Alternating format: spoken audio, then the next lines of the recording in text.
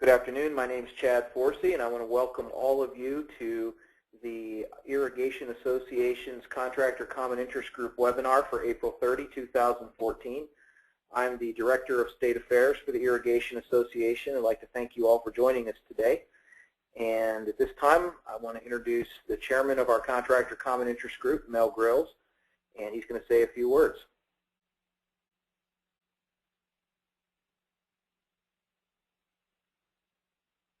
Okay. Mel, I'm not hearing you, so we're going to go ahead and mention a couple of things and get started. So I want to start out today by talking a little bit about some upcoming events with our Contractor Common Interest Group. And just to review some of the dates and times that we've shared with you before, coming up in the month of May, on May the 8th, we have our next webinar, and Toro will be presenting on new technologies for irrigation contractors. That's May the 8th from 2 to 3 p.m. On May the 22nd from 2 to 3 p.m. Eastern Time, and all these times are in Eastern Standard Time, Rainbird will be presenting on new technologies. And after that, we have our next webinar in the month of September. That takes place on September the 12th from 2 to 3 p.m. Eastern, and Hunter will present on new technologies. Finally, at the Irrigation Show 2014 in Phoenix, Arizona, we have our Point of Connection and Contractor Common Interest Group events taking place. On the 19th from 7 a.m. to 9 a.m., we're going to be having our Turf Talk and our Contractor Common Interest Group meeting. On the 20th, we're going to be having Point of Connection sessions on the show floor. In Phoenix at the Irrigation Show, this is at the Convention Center. And then on the 21st, our Point of Connection long session will be taking place, and you won't want to miss that. We're still working on booking our speaker at this time, but we'll announce that as soon as we do it. At this time, I'm going to go ahead and introduce our speaker for today, and then we'll get started. Our speaker today is Warren S. Gorowitz, Ewing's Vice President of Sustainability. He is passionate about the green industry and the environment, with involvement in leadership spanning from his alma mater through industry associations both regionally and nationally. Warren has a vested commitment to teaching, technology, water efficiency, and environmental stewardship. Warren is an industry leader and 20-year Ewing veteran with extensive experience in water management and sustainability. Warren maintains oversight of all sustainability initiatives both internally and externally for Ewing. His focus revolves around sustainable practices, products, employees, and facilities for Ewing. Warren previously served as National Sales Manager of Ewing's 12-member team of regional water management specialists and was instrumental in developing and managing Ewing's water management brand and sales efforts. Warren is an Irrigation Association Certified Landscape Irrigation Auditor, EPA WaterSense Partner, and holds a Bachelor of Science in Ornamental Horticulture from the California Polytechnic State University in San Luis Obispo, California. He is also, I mentioned, is a WaterSense partner. He is a certified landscape irrigation auditor. He's on the Irrigation Association's Board of Directors and is also on our Government Affairs Committee. So, ladies and gentlemen, Warren Gorowitz. Thank you, Chad. Good morning and good afternoon, depending on where you are, everyone. I'm actually calling you or presenting to you from beautiful Phoenix, Arizona, which is where my home is, and we look forward to welcoming you here to the Irrigation Show this fall. And if all goes as planned, we're supposed to have our first 100-degree day this coming weekend. So summer is about upon us here in Phoenix, and no shortage of sunlight. Today it's about 20-mile-an-hour winds, and it's about 75 degrees right now, so it's a beautiful day. Really appreciate the opportunity to be here today and to present to you and to talk about some emerging technologies. And let me get my slides going here. Okay, a little bit of a background about Ewing in case you're not familiar with us. We're a third-generation family-owned business, largest family-owned supplier of landscape and water management products in the country, and we started in 1922. And we have over 190 branch locations in 21 states, kind of covering the Pacific Northwest, California, all the way across to Florida. And we are definitely a company of people, which is why you see some pictures of people. And a couple pictures I put in there of notice. On the bottom left of the screen is a photo from about 2 weeks ago. We did a community service project, our second annual one, in Dallas, Texas, where we had 350 of our employees, management team out in Dallas, Texas, and we actually rehabbed an irrigation system for a football field, installed outdoor pavers and a lighting and sound system for an entertainment area, and built a community vegetable garden to be used for the local community. And we're also very much involved in wellness for our employees, and the picture on the right, on the bottom right-hand corner, is from our 10th annual participation in the P.F. Chang's Rock and Roll half and full marathon here in Phoenix, Arizona. And this year we had over 700 people participating, including about 440 employees. So definitely running is something, and wellness and fitness is something that's important to us, and employee wellness is important as well. We've been promoting water conservation for quite some time, and as Chad mentioned, that's kind of been something that I've been involved with since the beginning of our company, kind of going out and talking about water efficiency and water conservation.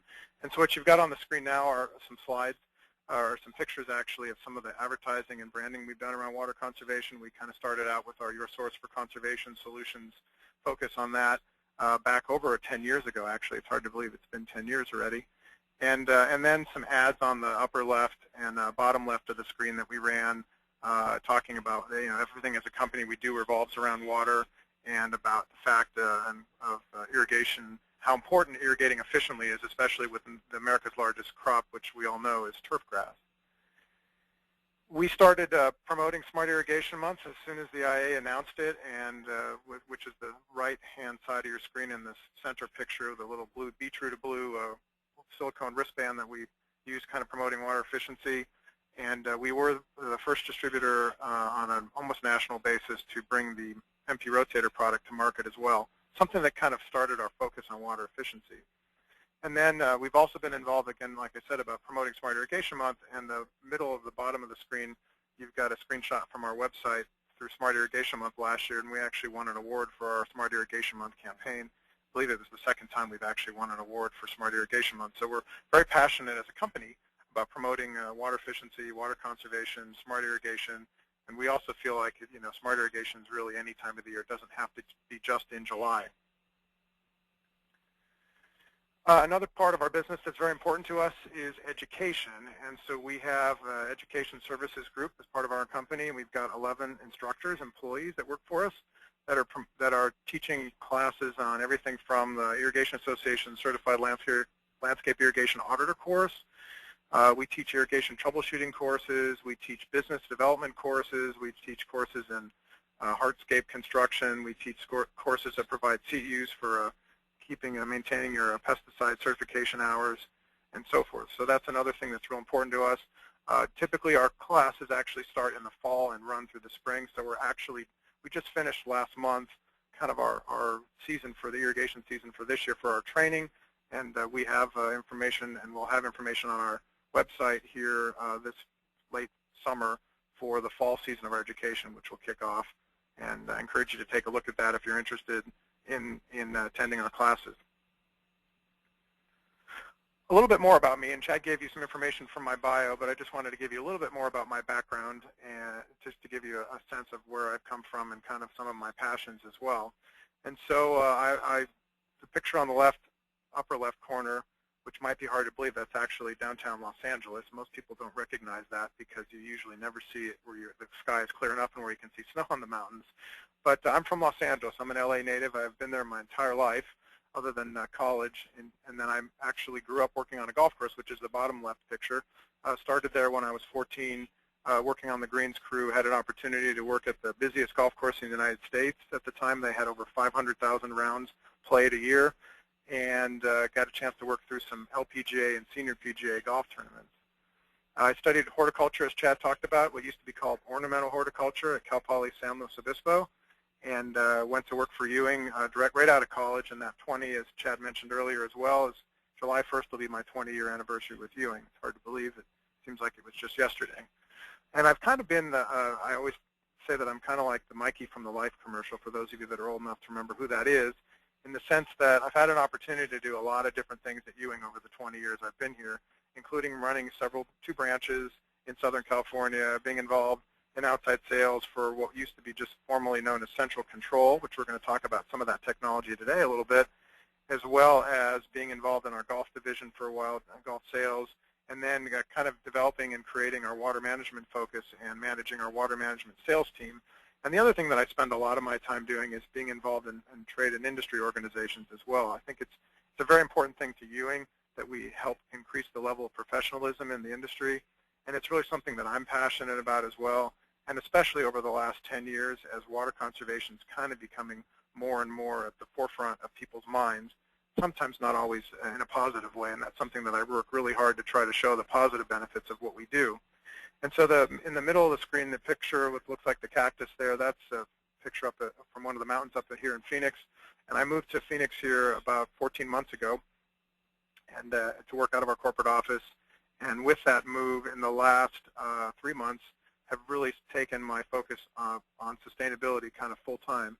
And so as Chad mentioned, I'm kind of developing and I'm responsible for our sustainability branding both internally and externally. And it's kind of a fun process for me because it's something that is evolving as an industry. And I think it's an important opportunity for our industry going forward as well. And I'll talk a little bit about why I think it's important before we talk about some of the products today. And then the Irrigation Association logo, again, Chad mentioned that I am a board member and also on the Government Affairs Committee. And then the two pictures in the upper right-hand corner are one of my hobbies, which is running. And have had an opportunity to run some marathons in other countries. And the picture on the left there in the upper right-hand corner is in Port Douglas, Australia.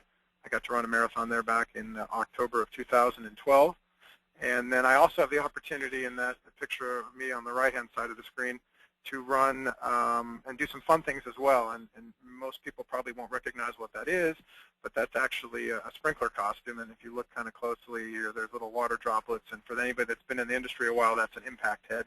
And that character is, the costume is called Rowdy Rotor. And we participate here in Arizona with during a Fix a Leak week promoting fixing outdoor water leaks. And I had an opportunity to run second year in a row in that costume.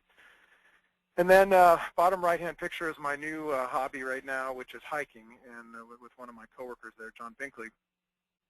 And I'm actually, instead of running a marathon in a crazy country this year, I'm actually going to be on June 30th, I will be doing the Grand Canyon North Rim to South Rim in a day, which is 23 miles, about a 12-hour hike with John, so kind of a new challenge for me. So you can tell that I'm passionate. I love being outdoors, which gets a little challenging here when it's 120 during the summertime. So enough about me. Let's talk about why you're here today, which is to learn about some irrigation technologies and kind of set the stage a little bit for things that I'm hoping everybody on this call already knows. So hopefully this will bore you, the first part, in the sense that you're already familiar with this. And this isn't by any means a picture of my backyard, although it's kind of interesting because when I moved to Phoenix here, and I live on about 1/3 of an acre, and it's all irrigated, or it's all landscaped with turf grass, and I'm in the process of getting ready to redo my landscaping, and I turned off my irrigation system last July and it has not been on since July. So a lot of my yard does look like this, actually. But the reason I put this picture up here is really just as a reminder that this drought that we're more and more familiar with, and to be honest with you, if it's not in your area where you live today, you'll probably have some kind of drought conditions here next year or in another year. And so this is kind of becoming more and more the norm for what we see. And by no means am I going to get into the political discussion about climate cycles, climate change, global warming, whatever you want to call it. For better or for worse, these are going to be common things that we're going to see going forward. And so as an industry, we need to figure out how do we deal with the drought? How do we keep our businesses thriving? As I said, everything we do as a company revolves around water. And I say everything we do as an industry revolves around water too. And I didn't have a slide I usually put in here from from a presentation from the California Landscape Contractor Association that shows a barren, drought-ridden landscape, and it basically just says no water, no future. And I think that's something that's really important to keep in mind, is that water is so important to the future of our industry. And so we have to be good stewards of how we use the water, and we need to continue to educate our customers about that as well. And we could do a whole presentation about water pricing, which is another thing that I get frustrated about and have spent a lot of time getting involved with, and how important water pricing is, and people understand the value of water. But for now, for better or for worse, again, the whole purpose in my mentioning this is just as a reminder that this is kind of part of our industry, and it's going to be part of our industry going forward. And a lot of what people have choices. You can, put your head in the sand and kind of just ignore it. And as I have the opportunity to speak at conferences around the country, one of the things that I get frustrated about is that there aren't more people listening. And why do I say that? Because most of the time, the people that are attending, and I'm probably sure that the people that are participating in this call today, it's the old saying about preaching to the choir. I think you probably already get the importance of water efficiency and water conservation. And so many people choose to put their head in the sand and realize and think in their mind that it's not their problem and somebody else is going to figure it out. And I guess I challenge people to realize that that's not necessarily the case, and we all can play an active role in providing a solution.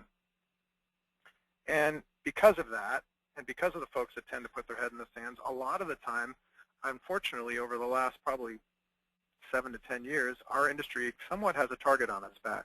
Outdoor water use, you can look at all over the news, and you can see that water conservation efforts have focused indoors for so long, and now, and everybody's heard the statistics, I'm sure, that 50 to 75%, depending on where you are in the country, of water used in a typical residence is used outdoors. And so now the outdoor water conservation is kind of the new frontier, the new target in a sense. But I also like to think of it as a new opportunity as well. It's not just necessarily a bad thing. I think it gives our industry an opportunity to promote water efficiency, and especially in the West Coast, there are lots of rebate dollars available for promoting water-efficient products and practices, to the extent that if you're in Southern California through the Metropolitan Water District, they're actually even on some of their landscape incentive retrofit programs, they're actually paying you as a landscape contractor for some of your labor to do retrofits for landscape and irrigation. So I say that there's an opportunity for sure. And I also like to tell everybody that we're the original green industry, and I think everybody's using this green thing, this whole talk about sustainability, which obviously is something that I'm now involved with at Ewing, but we are the original green industry, and I think we tend to forget the benefits of what we do, the ecosystem service benefits, the positive effects landscaping has both on the environment and also on humans, and kind of, the benefits that it has for families and children and, animals and so forth. So I always remind people that we are the original green industry, and so we just need to keep talking about that fact. And so hopefully, as we continue to be better stewards of the environment, that's something that becomes a positive thing as well. And because we're the original green industry, and it's kind of interesting, as I'm going around the country now talking about sustainability, the first thing that comes to people's minds is, are we going to be a bunch of tree huggers? And I think the environment is a very important part of sustainability, but also so is the financial aspect of it as well, and kind of the future of our society in a sense too. So it's not all about hugging trees, although we do need to be conscious of what we're doing and the effects of what we do and what it has on the environment. So today I'm going to talk about two water management solutions that our company has been working with over the last 10 on one product and probably 4 or 5 years on the other product. And these are two different sides of the coin. The first product is an irrigation and water management control technology, which is Baseline. And the second product is actually a soil additive called AquaSmart. Again, trying to give you an opportunity to think at water efficiency and water conservation from two sides of the spectrum in a sense. So let's talk about Baseline first.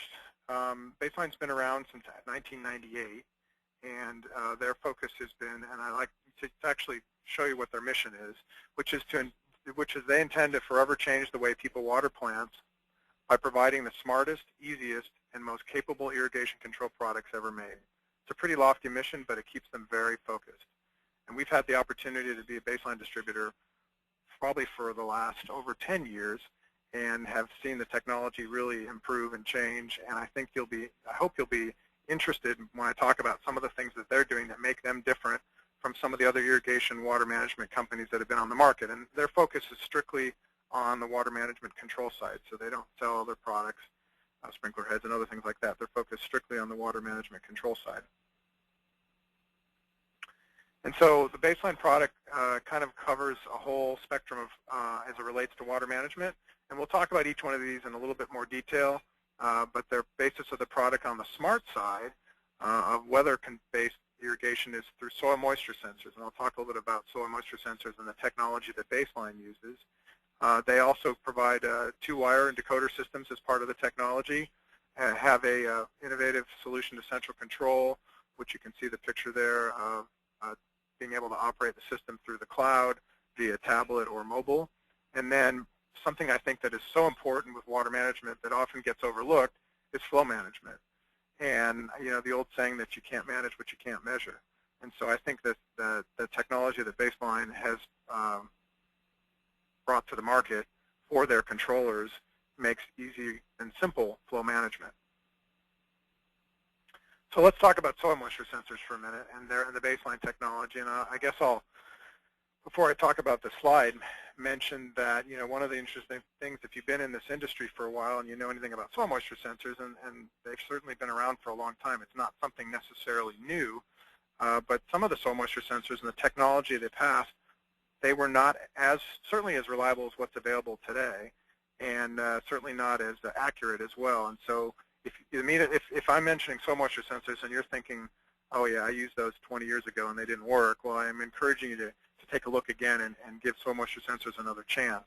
And the technology that Baseline's using, as you can see here, and that's the bottom picture is a kind of an illustration of the soil moisture sensor itself, but it's actually sending a pulse of electricity, a high-frequency pulse of electricity down the embedded wire path, and that wire path, as you can see, is what's kind of running through here along the soil moisture sensor. And when it actually travels through moisture, it actually slows down. And so that reading is actually converted to a moisture content reading in the soil. And so this is the soil moisture sensor of today, and what Baseline uses is actually a potted and sealed circuit board. So it's certainly more accurate, more reliable, and can provide you with more up-to-date information. And I'm very passionate. I mean, I believe in ET as well, soil moisture sensing. The thing about the thing about soil moisture sensors that I like is the fact that you're actually getting information for what's going on in the ground, in the root structure where your plants are. And that helps you make better decisions on how to schedule your irrigation. And so thinking about it from another perspective, think about a soil moisture sensor as really a thermostat for your landscape. And with the Baseline irrigation controller and their soil moisture sensors, in a sense, you're setting different thresholds for when irrigation should start, if the soil is too dry, or when it should turn off or not allow it to irrigate if there's too much moisture in the soil. Again, similar to when a thermostat turns on and off based on your high temperature and your low temperature as well. So it's pretty easy to think about kind of where the technology is as it relates to how soil moisture sensors work. And while you can use soil moisture sensors for any traditional landscape application, whether it's shrub beds and turf areas, they also have some very unique applications that I think make them even more appropriate technology. So, and I'll give you a couple examples of those in the next couple slides. Sports fields and any high-use areas where you're going to have people using the area, especially if it's turf grass, and you really need to make sure that that moisture content is dialed in the area, especially if it's turf grass, because you need to make sure the surface is playable and safe for who's going to be on it. And so by putting in soil moisture sensors, you can actually monitor the amount of moisture in the soil, as well as make sure that it's not too wet or too dry, and make the playing conditions as safe as possible for people that are going to be on it. Engineered environments, green roofs, green walls, interior plantings, again, with the Baseline technology, using what they call lower threshold, you can actually, because especially in engineered environments, typically you have a very narrow soil profile, and so with using lower threshold, you can actually turn on irrigation much closer to what field capacity is than you would be necessary to do if you had an on-grade planting. And you also have the flexibility of having multiple start times, making sure that the plants have that available water. Again, with a lower soil profile, accurately having and keeping track of exactly how much moisture is in the soil is so much more important in order to keep the plants alive and thriving.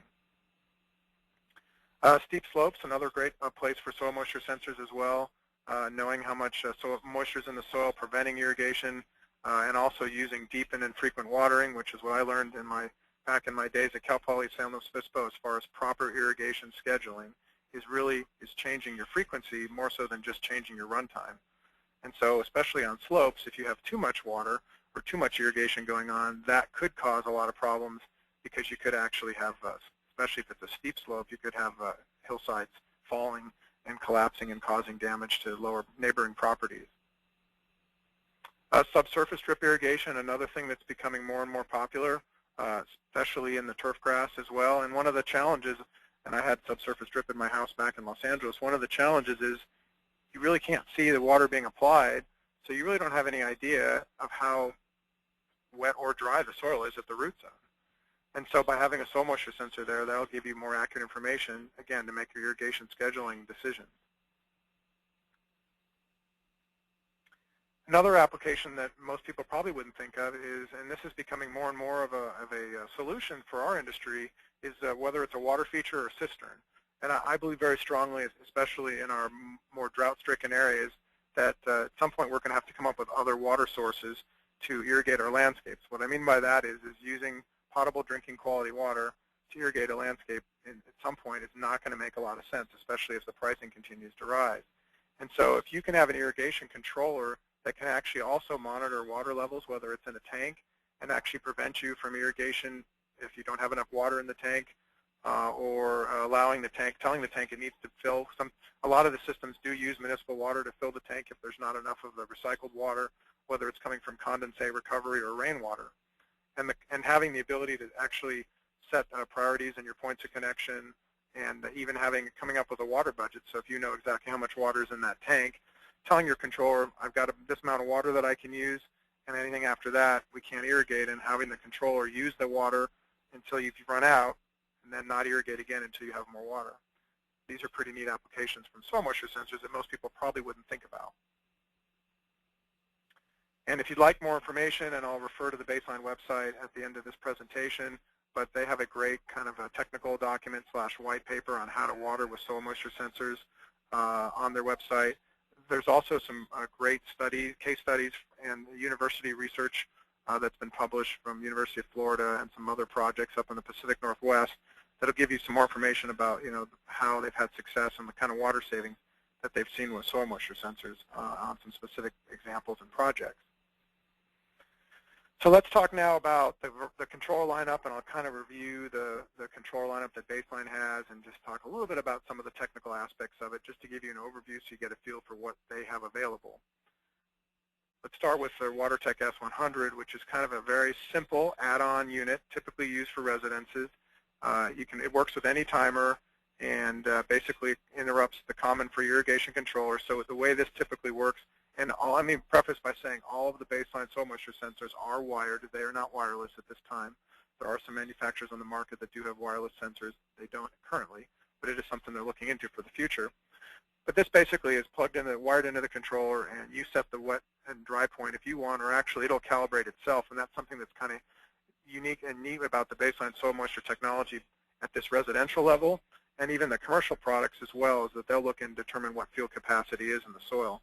And then you can allow the controller to interrupt the irrigation cycle when there's too much moisture in the soil, and it even has the ability to bypass if, let's say, you only have one soil moisture sensor for residential landscape, and you put that in your turf area, and you want to actually irrigate, and you want to keep your flowers and your shrub beds irrigating on a traditional schedule. The WaterTech S100 will allow you to bypass those other zones. You're looking at about $150 typical price point for this product, so it is an inexpensive add-on. Is covered under some rebate programs depending on what part of the country you're in. So this is a great way to kind of get your feet wet, so to speak, or maybe your soil wet, so to speak, as it relates to kind of using the Baseline sensor technology. There are two controllers that are available on the market, are the 1000 and the 3200, and I'll talk about kind of the feature set between both of those.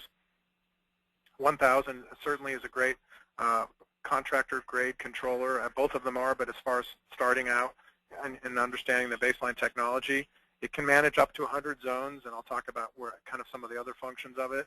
And it supports up to 3 points of connection, obviously works with the soil moisture sensors.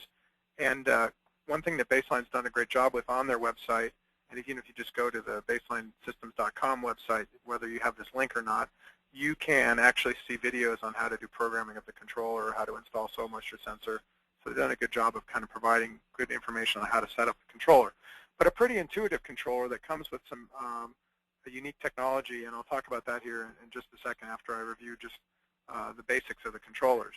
The 3200 is kind of the workhorse controller for commercial sites and institutional projects, and it gives you the capability of monitoring and managing up to 200 zones per controller, and we'll talk about how you do that here in a minute, as well as doing water rationing. They've got what they've patented or trademarked intelligent water rationing, and being able to prioritize programs and water sources. So when I showed the example of watering with the cistern, that would be done with the Space Station 3200 controller.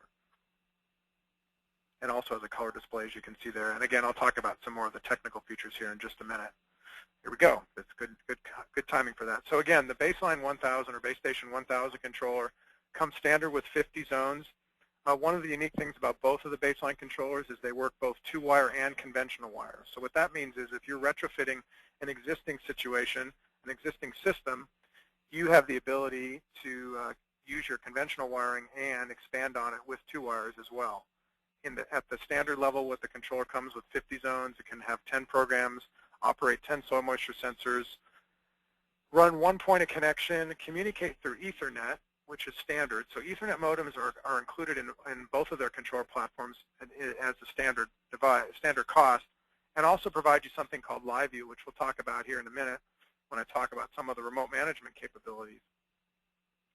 And then you can add a memory expansion card, which is the picture kind of in the middle of the left-hand side of the screen there, and that'll now add and convert the controller to a 100-zone controller, 40 programs, 20 soil moisture sensors, 3 points of connection.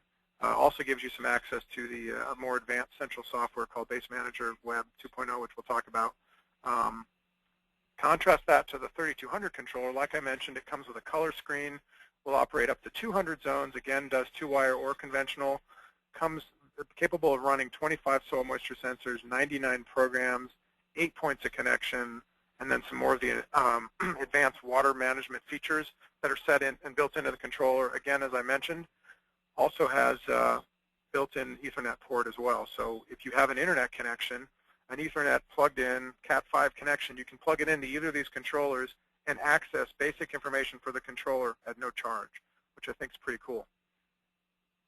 And it's also compatible with something called Flow Station, which we're not going to talk about in today's webinar, but it's being able to do multiple points of connection, sharing a single controller, and some other more advanced flow management technology. The 6000 is actually kind of a controller kind of going in a different direction a little bit, and it's meant for more large commercial sites. And you can run up to 1,000 zones, multiple 1,000 zones actually, can support over 100 soil moisture sensors, operate 15 valves concurrently, 24 flow meters, looped or individual main lines. What makes this system a little bit different is there's no field user interface, which means there are no controllers out in the field. You will have base station boxes out in the field where your wires go to, whether it's conventional or 2-wire. But all your management of the system is done through a PC and also can be accessible through what we call mobile access, which would allow you to look at stuff through a tablet or your smartphone as well. And they also have a pretty unique map-based user interface with some pretty sophisticated stuff. So that's kind of an overview of the baseline controller technology. Talking a little bit about 2-wire, because I think it is important, and if you're not already using 2-wire, in my mind, this is becoming more and more of a popular way, especially for larger zone sites. The price point for 2-wire kind of depends on, you know, where's the price break, just depending on the size of zones and the controller technology you're using. But again, baseline controllers can operate with conventional wire, which is you see one of the powered bicoders here, or 2-wire, which are your standard, or what they call their both standard bicoders. And what makes baseline unique is they have 2-way advanced digital communication. You can address your devices from the controller, and they can be changed. And the controllers also have, the decoders also have LEDs on them. It's hard to see in this picture. That actually help you with diagnostics. So you can see if something's working from one side, communication path is working in one direction and not in another direction. It's really great for troubleshooting. And again, you're looking at a picture of one of the soil moisture sensors as well as some of the flow management devices of the hydrometer and a standard flow sensor. Let's talk a little bit about the web interface, which is called Base Manager 2.0. Again, it's cloud-based, provides you some pretty cool stuff. It does also give you the ability to have graphical map-based interface. You can now geolocate your controllers using your smartphone, which is kind of cool, so GPS coordinates, and it will actually geolocate them on the map. And again, it works on desktop, tablet, mobile phones. They've developed some really powerful reporting tools, some graphing tools, you can get text message and email alerts, and you have some more information on your zones, devices, programs. And we'll talk about live view and mobile access here in a minute. And through the 2014 water season, they're actually not charging for Base Manager 2.0 at all, as they continue to improve the capabilities and the features of the software. So you have a couple different options with the Base Manager software. You've got the light version, which is included in any controller you buy, the 1000 or 3200. You've got the standard version, Base Manager Standard, which gives you full access and standard mobile access, and then you've got the Base Manager Plus, which we'll talk about. You also have the ability, if you want, in even running your own server. Let's say you don't want to have it on the cloud, but you're on a site that will give you the ability to have a computer, you can have your own server as well. And so Baseline gives you the flexibility of communication options as well. Again, Ethernet's built into every controller. You also have Wi-Fi as well, cellular modem, and Ethernet radio, so another type of radio communication technology. And there's some screenshots on Base Manager Lite. Again, it comes with every controller. The live view, which is what you're looking at here on the left-hand side, here's the 1000. This is the 3200, so it's actually like you're standing in front of the controller. So you see the display on the controller. And so if you're troubleshooting and working with your staff, or if we're helping you troubleshoot a site, if you have access to live view, then you can push a button on the controller and we can see it in real time, and vice versa on the computer screen as well. And there's some screenshots of the Mobile Access Basic, which is included at no charge. Again, it's not an app. It's actually a mobile-enabled website that gives you some basic turning on stations, manual operation, starting and stopping a controller, and so forth. That's with Base Manager Lite. Again, no additional charge included with each of the controllers. And then you can also get Standard Base Manager, which you get for 6 months for free when you buy a 3200, or if you buy a 1000 with an expansion module in it. Otherwise, it's $5 a month, and then you get access to, as you can see from the screenshots here, online you get access to your map-based view and some more tabs and other views and reporting, and your text and email alerts as well. Again, also compatible with, and you can see here on the mobile access screen, you can see here that you can start and stop programs, initiate rain delays as well with the standard version. And then they also make a plus version, which is an additional cost, a little bit more, but then it gives you the Mobile Access Advanced, which actually now you get flow information and you get additional reporting capabilities as well included in the web-based software. That can also be set up locally as well.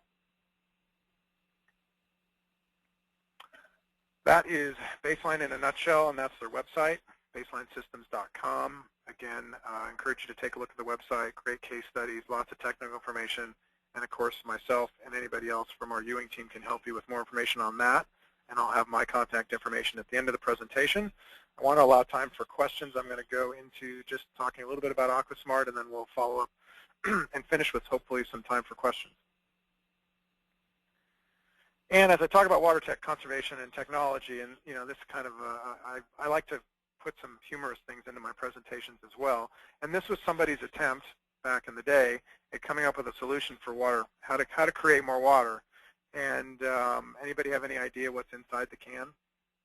I'll give you a minute to think about it. You probably don't even need that much time. There's nothing inside the can. It's, as you read on it here on the can, it's dehydrated water. Empty the contents of the can into 1 gallon of water, stir until dissolved, and chill and serve. So basically there's air inside the can. So this is not a water conservation solution. Somebody thought it might be.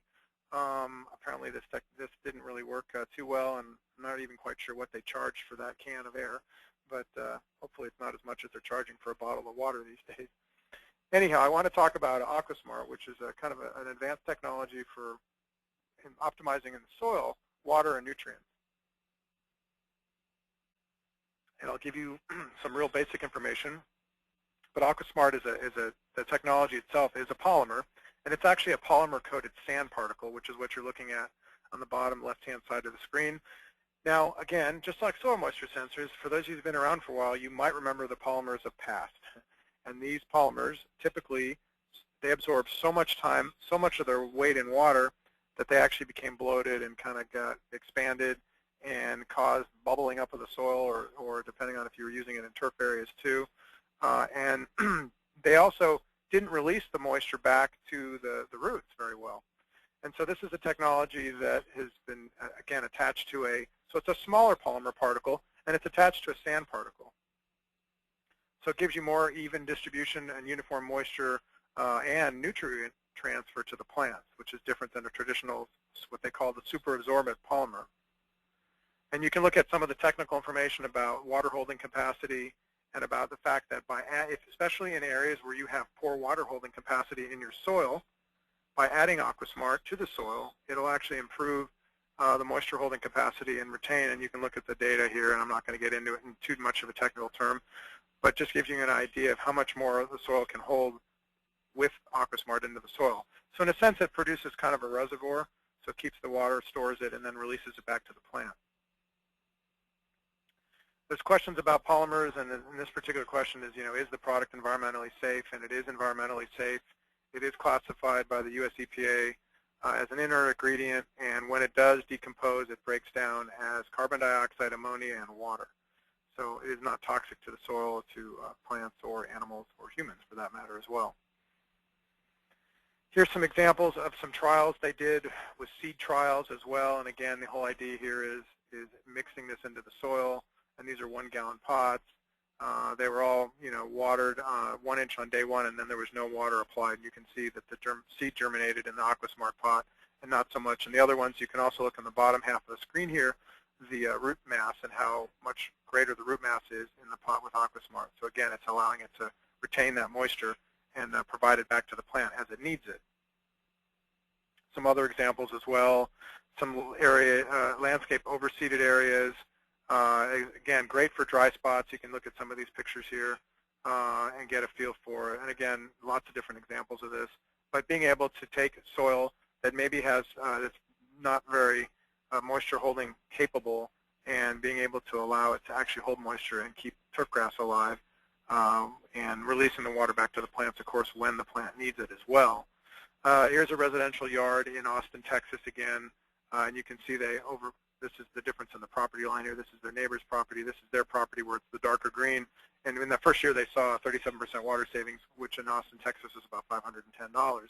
What interested me the most, and we had a lot of customers adapting this product and using this product in Texas. I'll use this as another example in Austin.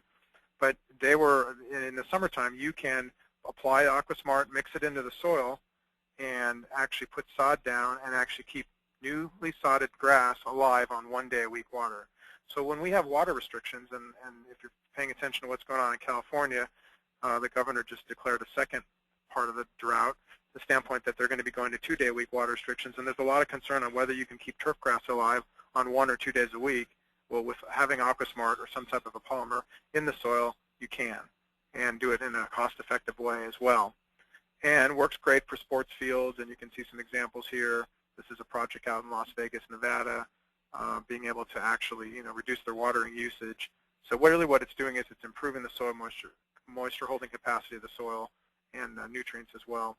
Typically when it's applied in a turfgrass area, you're typically putting down about 40 pounds per 1,000 square feet. It's really important that typically you want to aerate the soil, put it down with a drop spreader, put a little bit of soil on top of it. You need to water the product in really well to activate it, and once it's watered in, then you're ready to go, and you'll see the benefits of how the product actually works. Here locally here in Phoenix at the Oakland A's training complex, this year the head groundskeeper Chad actually used AquaSmart while he was doing his overseeding, and you can get a feel for how much he was able to reduce his irrigation schedule for seed germination. So not only did he have better germination, more germination of seed, but he was able to reduce his water usage by 66%, which is pretty impressive. So you can see there's multiple applications for the AquaSmart product.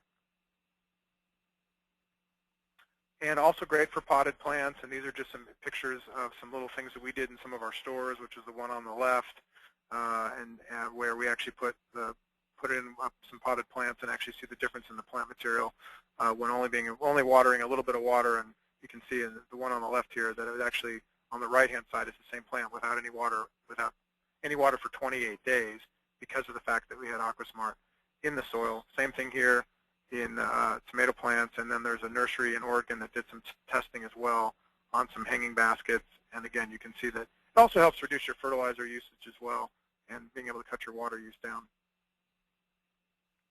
And the product's available in the 4-pound shaker, which is what you see on the left, in a 40-pound bag, 4-pound shaker is about, and so it's a great way to start using the product if you want to put some, in a typical 4-inch pot, you're only putting in about a tablespoon and mixing it into the soil, so you can start with some small pots and just see how the technology, how it works. 4-pound shakers are about $10. The 40-pound bags are about $50, and they also do make them in super sacks if you're going to be using large quantities.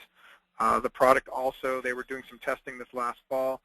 We did it here at our corporate office, where they actually took the AquaSmart polymer and impregnated it on a seed for overseeding, and they're continuing to do some more testing on that. So hopefully you'll see some products like that in the future, which again, now you have a whole different dimension, because now you've got, and in fact at our corporate office here, where we did the test, they were actually able to seed at half the rate of normal overseeding and still get the same amount of, and increased germination, but the same amount of coverage as well. So kind of a unique product. Another way to combat the drought and water restrictions is being able to improve your soil, improve your moisture holding capacity. And with that, and to making sure that I'm allowing enough time for questions, it looks like I had, I'm going to turn it back over to Chad, who will probably throw some questions at me from you. I see some stuff here on the computer here. Good. Thank you very much, Warren. That was an excellent presentation. And at this time, I want to encourage you, if you have questions you would like to ask, this is your opportunity.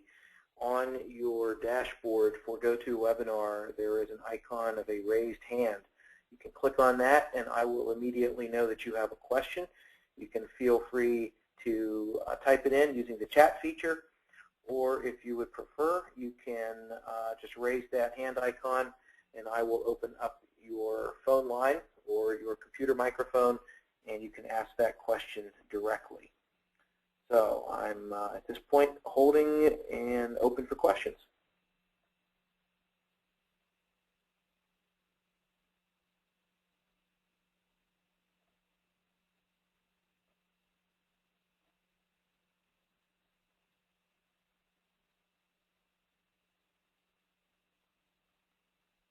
Anybody have any questions? This is all mesmerized with my presentation. I always appreciate that. One fun thing about webinars is not being able to see people that you're interacting with. So I'm hoping, I don't hear any crickets, so that's a good sign.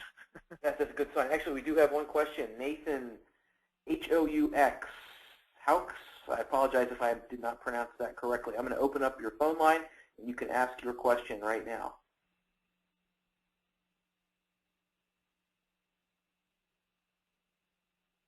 Nathan, you are muted on your end, so if you unmute yourself, you can go ahead and ask your question. Okay. Is that good? Good. How are you doing today? Loud and clear. Hi, Nathan. Nathan Haux, and I just was wondering kind of what the price range of the baseline controllers is, and kind of the soil sensors and all that. Sure. So price range, on the controllers themselves, the 1,000 controllers, just about under $1,000, and depending on, and then the 3,200s probably go up in the two, and they increase from there depending on what communication technology you're using. In other words, if you need to put a cell modem in it, what kind of cabinets they come in, because they come with standard wall mount, but they're also available on pedestal, stainless steel wall mount as well. And the soil moisture sensors, I should have that price in my head, but I'm such a great salesperson that I don't remember it at the moment. But list price is in the $200 range and $250 range, if I remember correctly. So you're under $200 for the soil moisture sensors as well. The as I mentioned, the S100, which is kind of the entry-level one, is $149 typically, and we typically put those on sale during Smart Irrigation Month in July for under $100, and I suspect you'll see that again this July as well. Okay. Well, thank you. Sure. Thanks for the question. All right. Thanks very much, Nathan. We appreciate it. And I have another question now, and this question comes from Mel Grills, who is the chair of our Contractor Common Interest Group, and he's with us now. And Mel asks, does the AquaSmart work better in different soils? I think it'll improve. It has its biggest effect in soils that have the least soil moisture holding capacity. So especially in a situation like where you have a sandy soil, which we see a lot, and for those people that are out in the Florida area and other markets that have sandy soil, it'll certainly improve your soil capacity or moisture holding capacity, in areas where you have a finer soil that can't retain moisture. But it'll work in clay soil as well. obviously you might not need as much, and you can vary your rates depending on your soil and your application as well. And just a thing I didn't mention too is I talked about the proper application is aerating and putting it into the soil itself. But in a quick fix, if you're trying to get some more immediate results, you can spread it out on the top of the soil and water it in. One of the things about the product is when it's down into the side of the soil, it should last approximately 7 years. The product is broken down by UV, so if it is applied above soil, above the landscape, it will last, for a shorter amount of time, maybe for a couple of years typically. So you do have a better application of the product when you can get it down into the soil itself. Good. Thanks very much. Any other questions? This is your opportunity to ask Warren Gorowitz any question you have about anything that was presented today. Okay, I see a hand raised. Brian Waters. I'm going to go ahead and open up your microphone, Brian, and you can ask your question. I have a question about the baseline soil moisture sensor.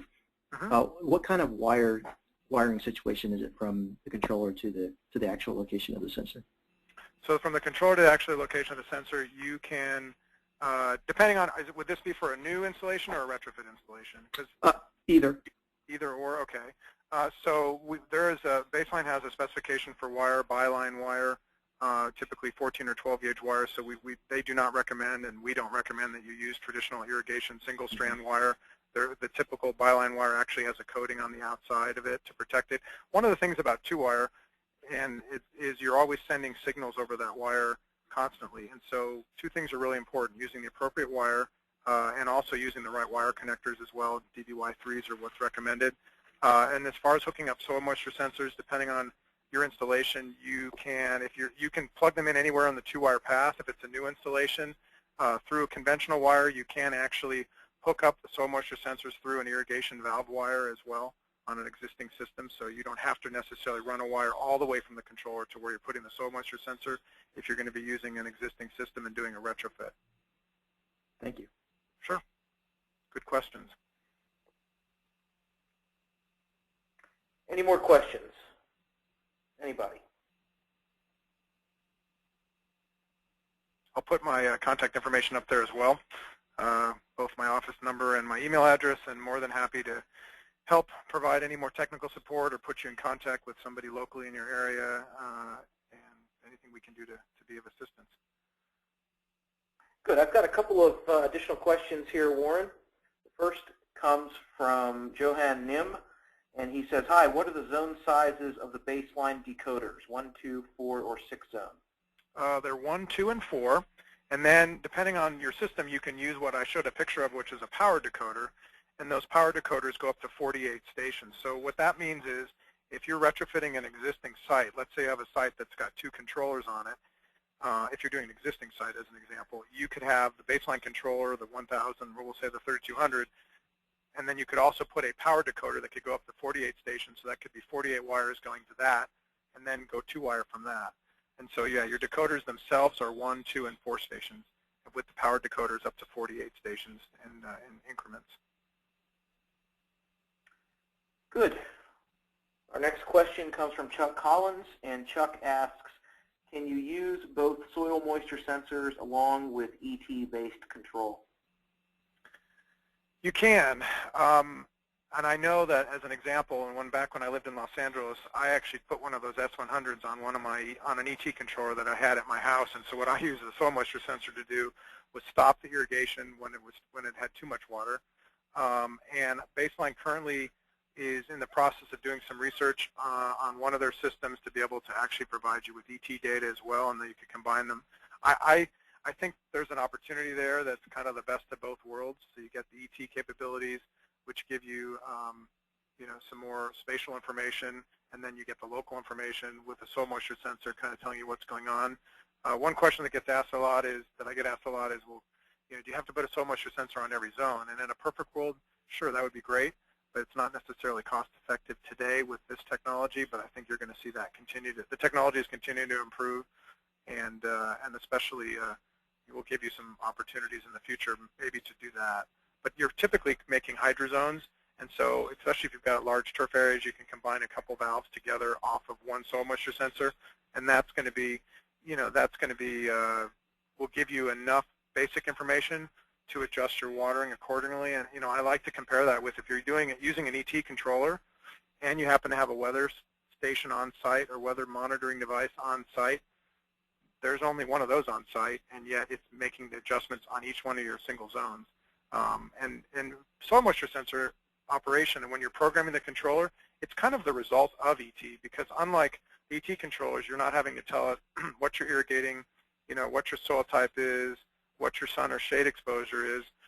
With the soil moisture sensor there, it's going to show you the results of all that, and then you're just picking your frequency, or you're letting the controller change your frequency and run times depending on how much information and how much control you want to give the system. Still can't stress enough, with any smart technology, it always helps to have an efficient irrigation system. And I like to use the adage, you can put a smart controller on a dummy irrigation system and waste a lot of water. So it's still important to make sure that you've looked at your irrigation system before you put the technology, any of these technologies, whether it's soil moisture sensors or ET controllers. Good. Okay. We've got time for one more question if anybody has one.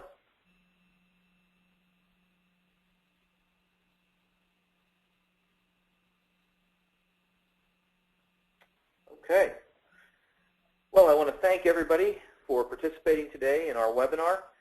And just a note, we have recorded today's webinar, and I will be more than happy to email the recording of the webinar out to all of our attendees today, and as well as those who signed up but weren't able to join us today. So everyone who signed up for the webinar will receive a link in their email, which will send them to our YouTube page, and they can watch the webinar there.